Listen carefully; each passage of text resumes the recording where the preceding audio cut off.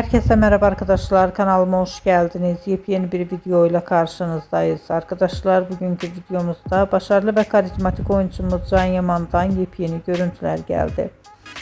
Ben bu görüntüleri sizler için YouTube kanalımda video halinde sunuyorum arkadaşlar. Umarım beğenirsiniz. Videomu beğendiyseniz kanalımı izlemeyi ve bildirim butonuna basmayı unutmayın. Şimdilik benden bu kadar olsun. Yeni videomuzda görüşmek üzere. Hoşça kalın.